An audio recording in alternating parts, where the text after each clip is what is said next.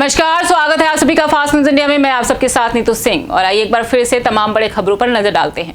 Bariatu road में amine कार्यालय का उद्घाटन। जी हां, झारखंड के रांची जिला के बरियातू रोड में एमिन का नया कार्यालय का उद्घाटन किया गया। उद्घाटन में प्रदेश कोषाध्यक्ष नसीम साज ने फीता काटकर कार्यालय महानगर अध्यक्ष शोएब खान ने शुरुआत की है और अब युवाओं को भी इसमें आगे जोड़ा जाएगा। आइए देखते हैं रांची से हमारे संवाददाता मोहम्मद शाहनवाज की रिपोर्ट।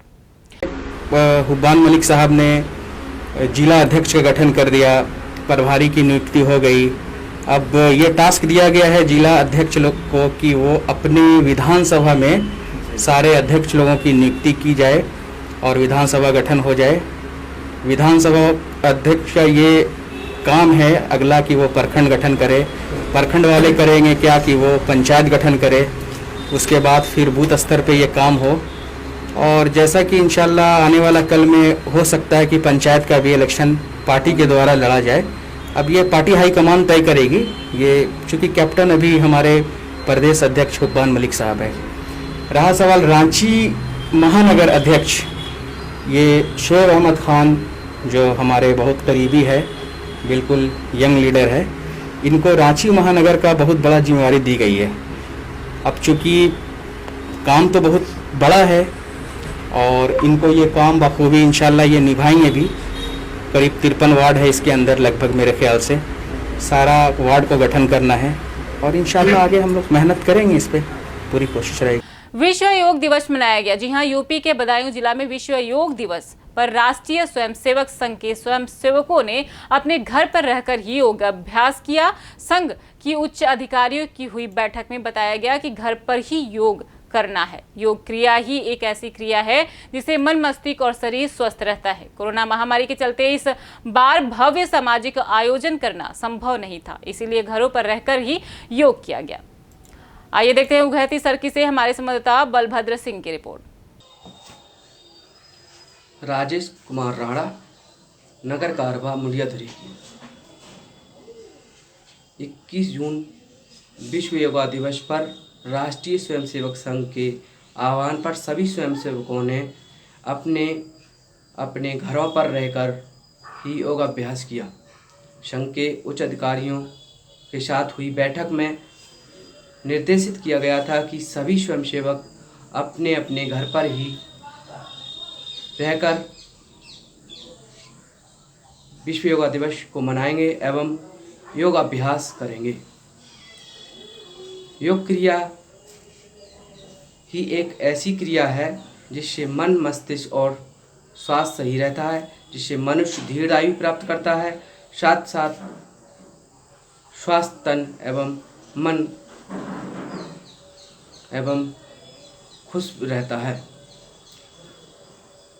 योग तो हमारे भारतीय ऋषि मुनियों के प्राचीन परंपराओं में समाहित है, जो आज माननीय प्रधानमंत्री मोदी जी के द्वारा विश्व योगा दिवस के रूप में मनाया जाता है।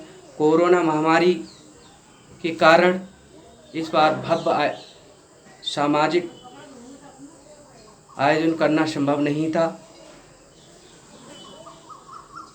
नित्य प्रतिदिन योग करने से कोरोना वायरस के संक्रमण से बचने में ये थे अभी के समाचार। जानेंगे आगे के समाचार एक छोटे से ब्रेक के बाद। पंजाब के जिला फिरोजपुर में छुड़ाया जाता है नशा। सरकार से मान्यता प्राप्त डॉक्टर सुनील ठक्कर हॉस्पिटल नशा छुड़ाओ केंद्र। यहाँ पर हर प्रकार की बीमारी, खासकर दिल की बीमारी, मानसिक बीमारी का इलाज भी किया जाता है और हर तरह का नशा भी छुड़ाया जाता है। यह हॉस्पिटल इमरजेंसी 24 घंटा सर्विस दे रहा है।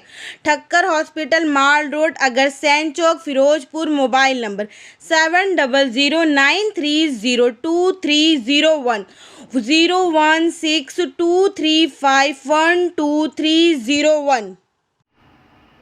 हमारा पंप रुद्र पेट्रोलियम सैफाबाद पट्टी से चांदा मार्ग पर सैफाबाद प्रतापगढ़ उत्तर प्रदेश। यह पेट्रोल पंप फुली ऑटोमेटेड है। तेल की शुद्धता एवं नाप की 100% गारंटी है। प्रोपराइटर राकेश सिंह, एडवोकेट, निवासी रायचंद्र पट्टी प्रतापगढ़।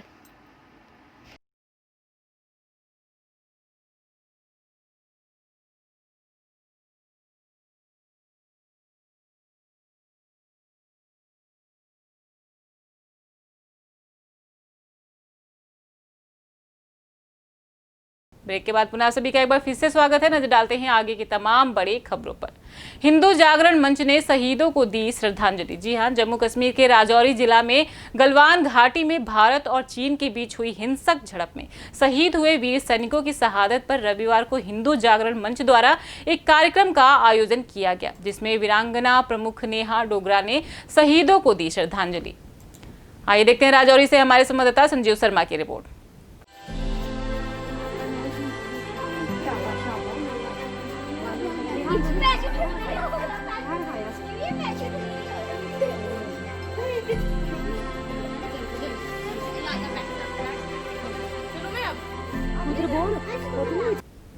प्रेस क्लब यूनियन का गठन। जी हां, उत्तराखंड के उधम सिंह नगर जिले के केलाखेड़ा में प्रेस क्लब की नई यूनियन का गठन हुआ है। लंबे समय से चलते आ रहे प्रेस क्लब यूनियन का गठन नए तरीके से किया गया है, जिसमें सर्वसम्मति से चुने गए प्रेस क्लब अध्यक्ष विशेष गुप्ता एवं वरिष्ठ उपाध्यक्ष बबलू मेहर व महामंत्री इमरान कुरैशी तथा विशाल अरोरा कोषाध्यक्ष बने व अन्य सभी भी चुने गए। वहीं प्रेस क्लब अध्यक्ष विशेष गुप्ता ने प्रेस क्लब के सदस्यों का धन्यवाद करते हुए कहा कि लगातार लंबे समय से पत्रकारों की उत्पीड़न को देखते हुए और जगत में बार बार पत्रकारों के साथ लोगों के गलत सलूक को देखते हुए इस नई यूनियन का गठन किया गया है। उन्होंने भरोसा दिलाते हुए कहा कि पत्रकारों का उत्पीड़न किसी भी कीमत पर बर्दाश्त नहीं किया जाएगा। पत्रकार भारत के चौथा स्तंभ का एक पिलर है और इस पिलर की वजह से गरीब जनता की आवाज शासन प्रशासन तक पहुंचती है। आइए देखते हैं केलाखेड़ा से हमारे संवाददाता अजीम की रिपोर्ट। क्लब में सर्वप्रथम तो मैं इस क्लब के सभी सदस्यों को अपनी और पत्रकार साथियों की तरफ से हार्दिक धन्यवाद आभार व्यक्त करना चाहूँगा। इस पत्रकार महासंघ को बनाने का हमारा उद्देश्य केवल ये था कि केलाखेड़ा में पत्रकारिता के माध्यम से कुछ लोगों ने जो बुराइयां फैला रखी हैं उन्हें दूर करा जाए। पत्रकारों के मान सम्मान के साथ पुलिस प्रशासन के द्वारा जो खिलवाड़ लगातार होता जा रहा है उसे रोका जाए। पुराने कार्यकाल में जो भी पदाधिकारी रहे उन्होंने न पत्रकारों को साथ में लेकर चलने की कोशिश की, न पत्रकारों के मान सम्मान के लिए कोई भी कार्य किया, जिसके कारण सभी लोगों को, सभी पत्रकारों को एक दृष्टि से देखा जाने लगा। हमारा उद्देश्य ये है साफ और स्वच्छ छवि के पत्रकार जो पत्रकारिता को अपना उद्देश्य मानते हैं, जनहित में समस्याओं को उठाने में वो सर्वोपरि रहें। और मेरी सभी पत्रकारों से अपील है कि जनहित में जो भी समस्या हो सर्वप्रथम उसे प्रशासन के सामने लाएं ताकि जनता के हित में कार्य हो सके। पुलिस प्रशासन द्वारा किसी गरीब मजलूम को अगर सताया जाता है उसकी रिपोर्ट दर्ज नहीं की जाती है तो हम उस गरीब मजदूर मजलूम के साथ खड़े हैं। हमारा उद्देश्य है किसी के साथ भी अन्याय ना हो। सूर्य ग्रहण के दौरान मंदिरों के कपाट रहे बंद। जी हां, यूपी के बरेली जिला में सूर्य ग्रहण के दौरान देश के कई शहरों में दिन में ही अंधेरा छा गया। वहीं बादलों की वजह से कुछ जगहों पर सूर्य ग्रहण देखना मुश्किल हुआ, तो बरेली में भी बादलों के बीच सूर्य ग्रहण काले घेरे की तरह कुछ ऐसा नजारा दिखाई दिया। वहीं सुबह 10 बजे से 2:04 तक रहे साल के सबसे बड़े दिन सूर्य ग्रहण के दौरान भारत के कई शहरों में आसमान में सूर्य का काला घेरा देखा गया। इस दौरान ग्रहण के एक दिन पहले सूतक काल शुरू हो जाता है, जो कि शनिवार रात 10:05 से शुरू हुआ। सूतक काल अब ग्रहण की समाप्ति पर खत्म हुआ। इस दौरान सूतक काल की ग्रहण की समाप्ति तक मंदिरों के कपाट बंद रहे व मंदिरों में पूजा अर्चना नहीं हुई। आइए देखते हैं बरेली से हमारे संवाददाता शाहबाज बेग की रिपोर्ट।